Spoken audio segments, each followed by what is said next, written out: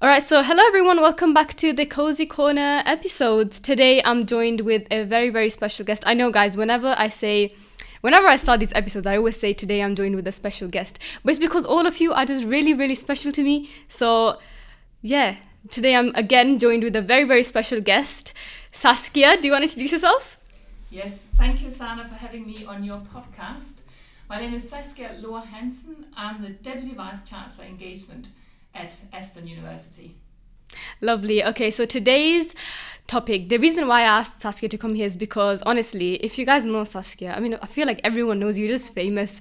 Everyone sees you as an inspiration and that one successful woman who's just there, just like, inspiring others. Like, even me, like, trust me, she's my crush, okay? I want to be like her. She's amazing. And there's so much that I have learned from her that I will learn from her. And hopefully when you guys listen to this episode as well, you guys gonna find out how amazing she is.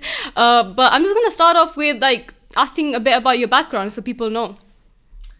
Well, there's no pressure with that introduction. Well, my background, as you might have picked up from my accent, I'm not from Britain. I grew up in Denmark in a tiny little village, and I grew up with my twin brother. So I'm a twin, and I've had the great pleasure of really being very close to him for my whole life. But I also have a younger brother who's just 18 months younger than us, so it was really the three of us growing up together with parents who were incredibly open-minded and really wanted us to learn about the world in how they approached, I guess, our whole upbringing. And we had a really, I guess, transformational experience when I was 16, where my parents moved us to Botswana as a family to try to learn what it was like to really live in a very, very different cultural context, to see how other people manage their lives, and in some ways to appreciate just how fortunate we've been growing up in a country like Denmark, where everything works, the public health system works, schooling, etc., etc. So all of that has really shaped and influenced me, I think, and resulted in who I am today as my parents to a large extent, but also just two wonderful brothers. After the experience of living in Africa for 2.5 years, where my twin brother and I were so fortunate we could backpack, we travelled around parts of Africa with just a bit of money and a little money belt on around our waists when we were 16, 17. Today I think most parents wouldn't deem that to be safe, but it was absolutely amazing to have that opportunity. And it made me want to study social anthropology and ethnography after I'd finished school, which really was a desire to understand better about how people live and work and what makes people happy or sad in different parts of the world. And that really, I think, set me off on my career and what I then did with my life after I studied at uni. But I'll pause here. Can I just say, this lady has been in every single country. When I talked to Saskia for the first time, we were having a conversation and I was like, oh, Saskia, I really want to go to Norway. She was like, you've been to Norway, right? And Singapore as well. So all these countries that I really want to go, she's like, yeah, I've been there. Oh, my experience in that country was like this. And I was like, you've been in every country. So I'm guessing you love traveling. I love traveling, but it's really interesting that most of my travel has been through work rather than it simply being me holidaying around the world. Yeah. So interesting, my first job after I left university actually was in a small NGO where I did an internship. So I was an Erasmus student during my studies at university, and I did an internship, and I got a job in this small non-governmental organisation focusing on different government aid projects in Latin America. But very quickly after that, I got a full-time job in a university in Denmark. And my boss at the time thought of me as being kind of this odd person out because I had this experience having lived in Africa and I studied social anthropology, and nobody he had ever worked with before had studied social anthropology. So any of the international projects that came to the department I worked in, he sent onwards to me.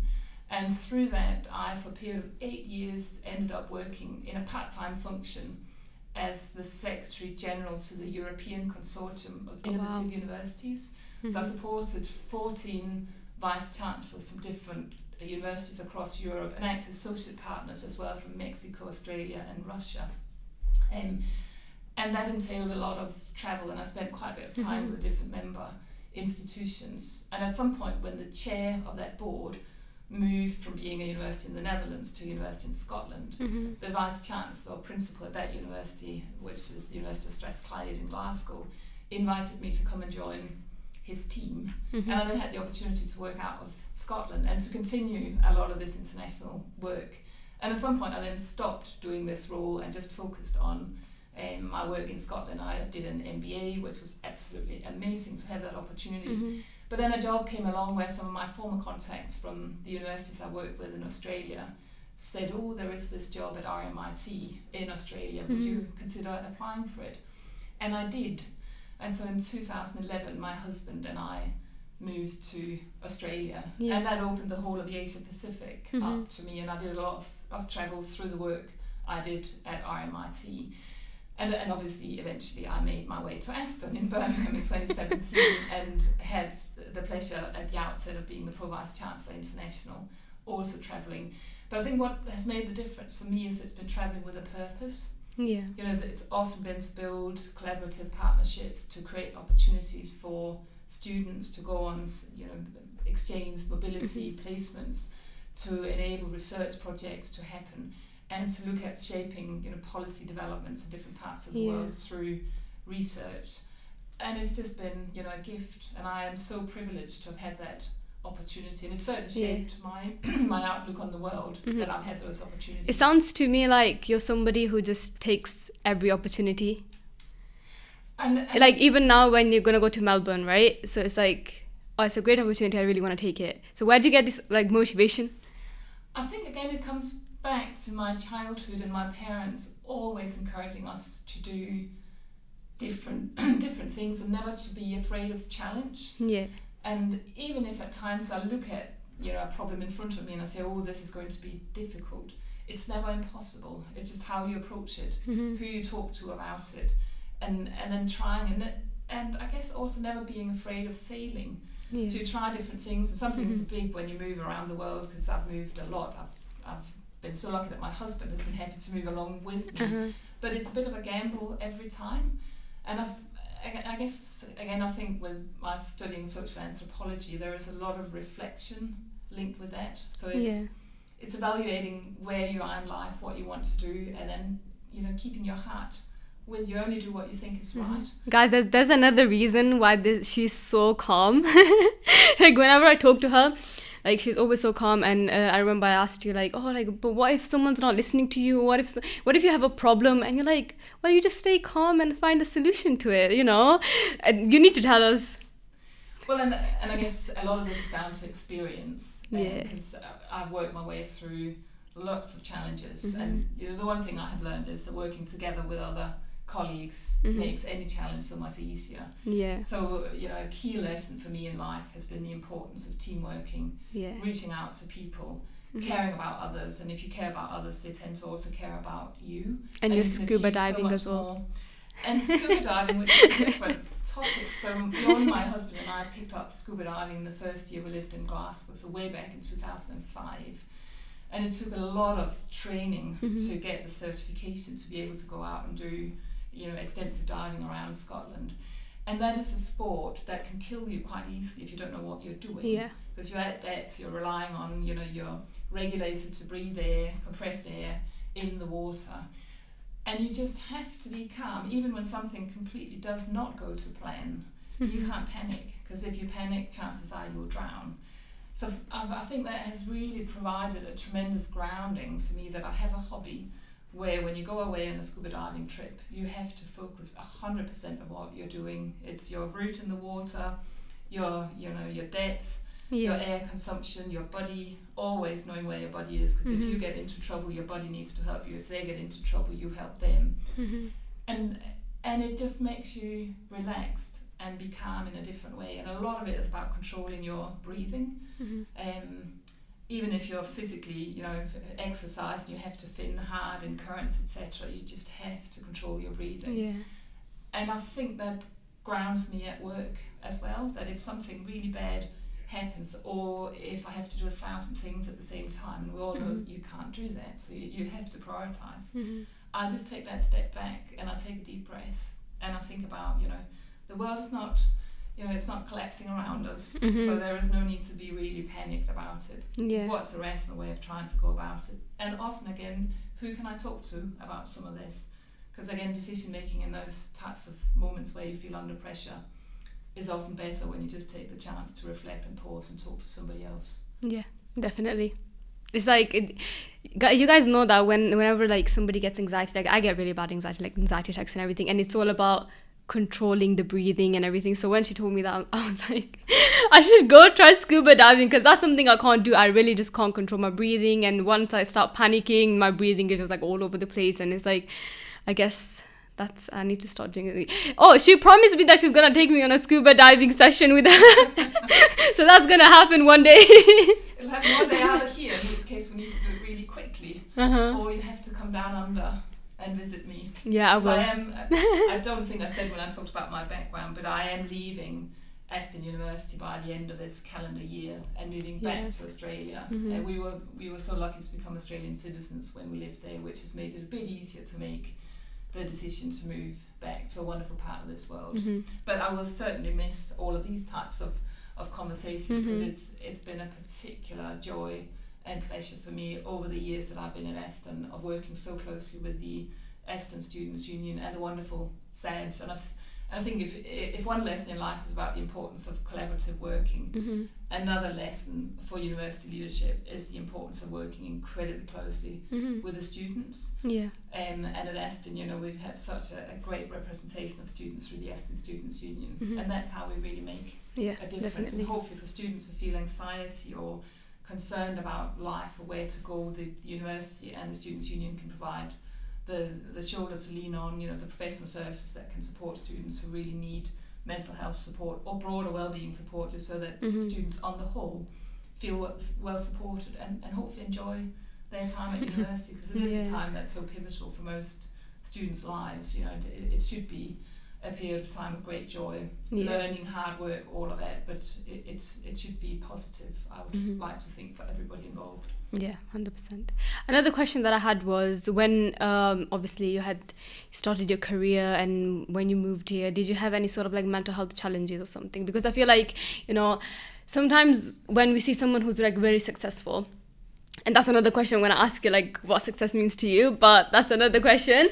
Like, we often forget that that person is a human as well, and they have emotions and they could be going through things too. So did you have any mental health challenges? I think looking back at my first year at university, I probably had an issue, whether it was mental health or it was a physical challenge. I think looking back, I would describe it as an eating disorder. And for me, it was a massive move. Even if I had lived in Africa and I'd backpacked with my twin brother and we'd been able to navigate the world, the move from a small village where I had my family around me all the time to move to a new big city. I left, school and started university, and went from an environment where I felt I knew everybody, I was in control, to an environment where I felt I was not in control. And I think I started to use my way of eating or not eating as a way of retaining control, which was really not healthy. And it's thankfully changed when I met an engineering student who is now my husband. Since then. But it took me, getting to know another person for him to challenge me as to why aren't you eating more, and shouldn't we cook some food together so that I could feel better and healthier. And that then changed how I lived the rest of my life, so to speak, when studying at university. But I fully understand that it can be really challenging for students when they leave home or leave one part of the world to study in a different part of the world. And mental health issues can certainly crop up. At the time, I had no idea that was what it was. It's only now looking back at those early years now, I think that probably was an issue, and I just didn't know where to go. What happens usually with certain eating disorders and stuff, is that if you feel like you're not in control with other parts of your life, you start controlling things that eating or something, because things that you can actually control, and that makes you feel like, okay, at least I'm in control for like one aspect of my life. So I feel like that kind of connects to like what you just said, how you moved to a different country from a country where you knew everyone and you were in control to a country where everything's new. You tried, what it sounds to me is like you tried controlling something that you could easily control. And I think that's exactly it for me. And thankfully, it was only for a short period of time in my life. But I know for others, it's a longer journey. Yeah. And that's where I think the support you provide through your vice president role that the university can provide and the student union more broadly is really, really important, because we shouldn't have stigmas around this. It should be something that anybody who feels challenged in terms of their mental health and their physical well-being, they will hopefully know that there are people they can come and talk to and that there is support and help. Sorry, did it affect your like day-to-day life or your like work life? No, I don't think it did, and I think if it really had, other people hopefully would have stepped in and done something about it. I mean, I could still cycle out to the tiny little department of the university that did social anthropology, which was in the woods 20 kilometres from the main city, and I went on my bike to classes, so I could still do that. Yeah. But I probably was more isolated because I didn't want to go out and meet people, and you know, it was about going back. I lived in a small room in my auntie's house at the time, and you know, I just went back home and ate my carrot or whatever. It was really not good, but I still studied and I did well in my studies. But it certainly changed when I moved into a hall of residence and then made friends, including meeting my husband, to be. Was my husband obviously at the time. But certainly that is something I would encourage all students, if they feel concerned about their health and well-being, that they reach out and talk to other people. And for anybody who see patterns of behaviour with their friends or peers in the classroom, that they also reach out to them, because that's where we all have a shared responsibility. Yeah, especially if you're moving from a different country or a different city, because that could happen. Like it could easily happen when you're moving to like a different city or country or whatever. It's like, oh, I can't control this and I can't control. At least I can control my eating, and it's like it's something so simple, but then it can have a big effect on you. Yeah. Yeah. So seek help. If you can talk to 100%. Absolutely. Yeah. So one question that I had to ask you was, so what does success mean to you? I mean, it's a really interesting question, because it's probably meant different things at different parts of my life. You know, early in my career it was about getting a job. Yeah. That was the first major success. And then it was about being able to move into roles where I really enjoyed the learning. I've always enjoyed working with people who I feel inspire me and who I can learn from, and I've been incredibly fortunate in that sense. And because I've had great line managers through my time working. But I think in the last probably 5-10 years, success has been much more about the impact I can make and how I can help make a difference. And it's more about, I guess, looking at success as being, you know, working with great people like yourself, Sarah, that you see people grow and thrive around you, and you can see the difference you make around particular projects and initiatives. Like during the pandemic at Aston, when we had our Aston Students First approach, we created this whole separate structure for fast, agile decision making that was all about making sure that our students were looked after, had access to, you know, appropriate learning, high quality teaching support, and that we could provide, you know, as good as an environment around students during a very difficult time when none of us had the answers around how to navigate a pandemic, because we were doing it for the first time. Yeah, those are some of the things where, when I look back, I think that's what success looks like to me. It's making that difference. So it's all about others, and it's not really about me. Whereas at the outset of my career, it was about making sure I could go from studying at university to getting a job, and that was just amazing. So it has changed a bit during my life. So as long as you're making an impact on like someone's life, that's what I would deem as success. And I guess personally, it's also about making sure that I feel happy about what I do. I wouldn't compromise on my happiness, so I wouldn't put up with something I really hated doing. And that's, I think, another really important life lesson, that your life is so important, that how you spend your daily hours, you know, from getting up in the morning to going to bed, has to be productive and positive. And if it isn't, you know, I would seriously question whether I was then doing the right thing. And if anything, I think the pandemic has taught me how precious life is. We can't take it for granted. We only got the one life. We've got to make the most of it in a way that we feel happy with, and where hopefully we can make a difference for other people as well. 100%. I feel like when you said that it's about like making other people happy, but then also making yourself happy as well, kind of just like reminds me of like when I got this role, I felt very, like, even now I feel really successful, even though like, okay, I haven't finished my degree or nothing like that, but I feel successful because every day I wake up and do something I love doing, and I know that I'm making an impact in, even if it's with just one person, I know that if I make one person happy, at the end of the day, I'm going to feel just like amazing because at least one person got impacted by me. And every day I wake up and I know that I'm doing something I love doing. So that's success for me as well.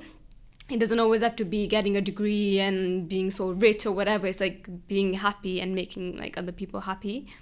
That makes sense? No, absolutely. And I think you put it so well that if you only do something to satisfy yourself, you make one person happy. That's yourself. If you do something for others, you can make 5 people, 10 people, 100 people happy. Yeah. And isn't that just so much more powerful? It really is, yeah, 100%, yeah. So one last thing I'm going to get you to do is, if you could give one piece of advice to all my listeners here in the Cozy Corner, what would it be? I think the one thing I'd say is just be yourself.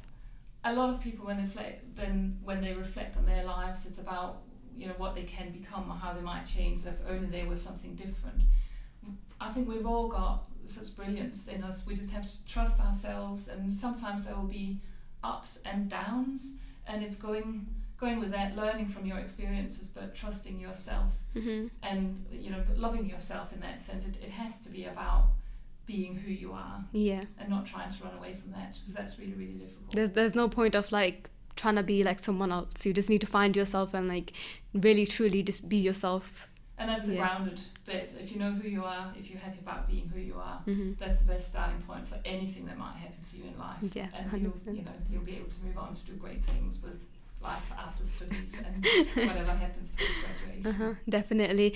Well, this is sadly the end of the episode. Thank you so much, Saskia, for giving me your time. I know you were so busy, and honestly, guys, I just want to say she's an absolutely amazing woman. If you get to meet her, she has done, I'm not just saying this because she's sitting right in front of me and looking at me and smiling at me, not because of that, but she has done incredible things for us, whether it's just for the students or the people around her. She's just an amazing woman, an inspiration. Just, I don't know what else to say. You're just amazing. You just really are. So thank you so much for giving me your time and being here.